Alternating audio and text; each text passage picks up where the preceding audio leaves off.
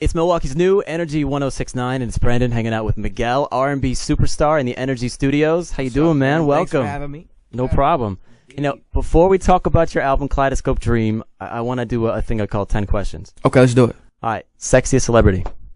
Charlize Theron. First job. Bank teller. No, I'm sorry. I was a pool cleaner. A pool cleaner. Yep. Nice. Okay. What's your favorite curse word? All right. Most important characteristic in a woman. Lips. But it's probably her eyes, though. Yeah. What was your first concert? First concert, Dwelle. Nice. I like Dwelle. All right. If you weren't an R&B superstar, what would you be doing right now? I'd be a photographer. Good. I'd probably be a bad one, but I'd still probably be a photographer. All right. At least you know what you want to be. All right. So you're out on a date with your girl. Is texting off limits? Depends. On what? If it's business or... It just depends. Okay. I agree with that, though. It depends. No, I get it. Yeah. I'm the same way. I'm the same way. All right. Favorite non-alcoholic drink? Favorite non-alcoholic drink? I just started drinking coffee this year, and I'll tell you that's probably my favorite alternative to water. So at this point, black coffee? Yeah, black coffee. Right. Okay. What's your favorite cocktail? Jack and Coke. I'm a whiskey man, so.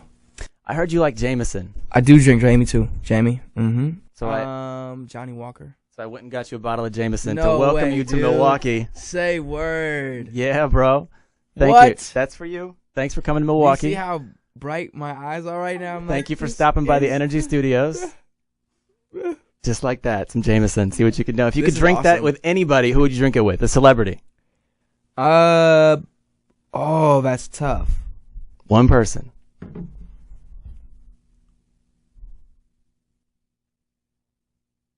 Samuel L. Jackson. Nice. I love it. Yeah. I love it. All right, so now we got the 10 questions done. Now we can talk for real stuff. All right, let's do it. It's your second album, Kaleidoscope Dream, Miguel. And what's different about your new album compared to your debut album? Oh, man, I think this album is more dangerous. It's definitely darker. It's grittier. It's just edgy, overall.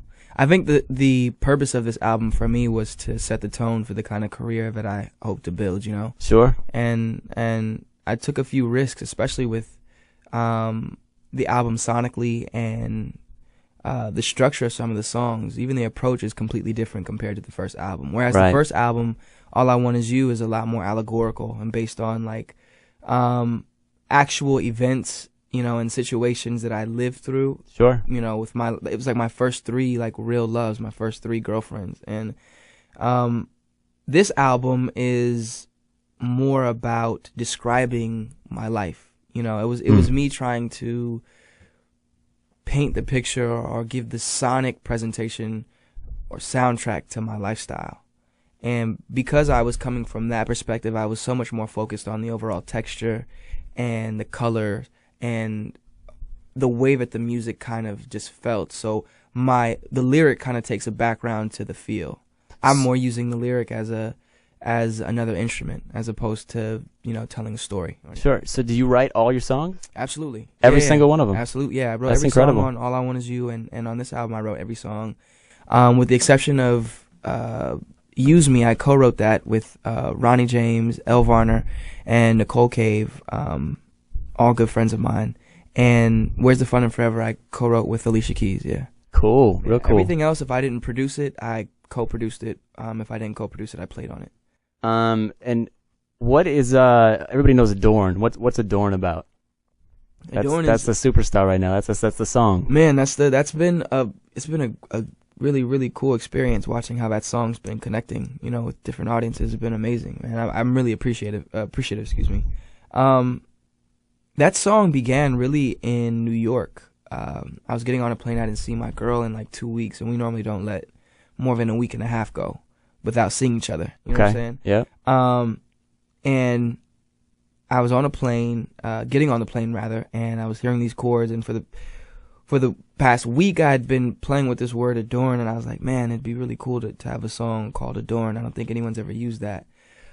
And so I had that song just kind of sitting on my brain for a while, and these chords kind of come to me on the plane. I've been missing I've been missing Nas. Her name is Nazanin. Okay.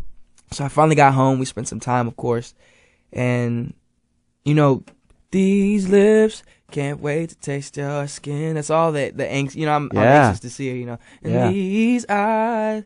I'm sorry. And these I can't wait to see that grin or whatever. I'm messing up my own lyrics, but it was all that moment. You know what I'm saying? Sure. Yeah.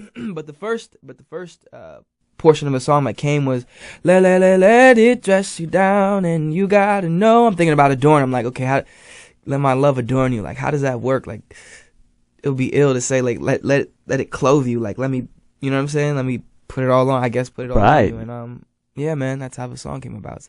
I think all my favorite songs of mine, I'm not the person that write them. They kind of write themselves. I'm just like a vessel. And that's one of those songs, man. Just kind of 2 hours after starting it, it was just completely done, you know? So how does Nas feel about having the song written about her? I mean, that's got to be an amazing feeling, right? You know, interestingly, with the exception of Girls Like You and Quickie, Sure Thing, All I Want Is You, Adorn, were written about Nas. Yeah. Fantastic. About the same woman, so. You're making us all look bad. No, man, you get to play the song for the woman that you love, you know what I'm saying? Oh, yeah. That's a good way to spin it. I love that. Yeah, no, I love it. So are there any featured guests on this album? You know what? This album, it was really important because this is like I said, supposed to be a sonic representation of my lifestyle. Mm-hmm. I didn't want to dilute it with too many like features. Sure. I mean, matter of fact, I didn't really want to feature anyone. And it's just more just because I felt like the music was strong enough to stand on its own, and I love collaborating, but I think as a brand new artist and an emerging artist, it's important that people kind of start to really understand like where I'm coming from as a whole before I start to bring other elements in. I kind of want them to really get familiar with me first. Sure. And because this album is such a, you know, for me it's like I believe it's going to be a statement in my career. I'm really proud of this album. Yeah, I like it a lot. I just wanted it to be like our conversation. Sure. You know, just you and I having a drink of Jameson. You know what I'm saying? Nice. Not like you, me, and all my friends. Sure. You know what I'm saying? Yeah, like, yeah. I kind of want you to get to know me like that, and I think it's special for that, and I miss that. Mm-hmm. From you know some. Oh, it's unique. That's good. That's good stuff. Yeah, thanks, man. So what's next? I mean, you're on tour right now with Trey. Yeah. Trey Songz, El Varner, and myself are on this Chapter 5 tour. I'm bringing my Kaleidoscope Dream Experience. So that's my band and my lights, and it's a lot more touring on the horizon. I love to tour, man. I miss those artists that were just always, you know, on the road. I miss that. Oh yeah. You know, all my favorite bands, all my favorite artists are always playing, you know. And I mean, regardless if you really like my music or not, I just encourage everyone out there to just go see your favorite artists live. Go see them in a live setting. You'll never know them like you will live. You know what I'm saying? You'll never get to know them like that. That's been one of my things I've been trying to do lately is go see all my artists that I love. Even if I don't like them, go see live music because it's there's something special about it. You know, a CD is great. Listening to it on MP3 or on your computer is great. Right. But seeing it in person, seeing someone perform and put like love behind that, it's just there's something special about it. So the crazy thing is you never know the energy that you're gonna get and receive at a concert. You know what I'm saying? Mm-hmm. And it's as a fan of music, I think some of my favorite music fan moments happened when it felt like the crowd was one with the artist. Yeah. And it may only last, you know, a split second, but there's a moment, there's just magic moments that you can't quantify, you can't pay for that. You know what I'm saying? And that's what music is all about. It's that feeling, you know what I'm saying? That's what makes music and I hate to be cliche, but what is it? The language, universal language, excuse me.